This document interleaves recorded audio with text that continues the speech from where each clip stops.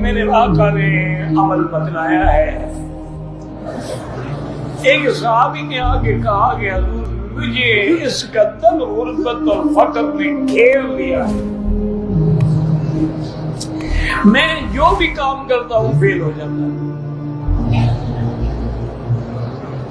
تو حضور نے فرمایا ایسا کرو کہ جب تم دکان میں داخل ہو اور دروازہ کھولو تو وہاں کہا کرو السلام علیکم والصلاة والسلام علی رسول اللہ صلی اللہ علیہ وسلم، قل هو اللہ احد اللہ الصمد لم یلد ولم یولد ولم یکن له کفوا احد۔ ایک دفعہ پڑھ لیا کرو، گھر میں جاؤ، دکان میں جاؤ، جب بند ہو جب پہلی دفعہ داخل ہو یہ پڑھ۔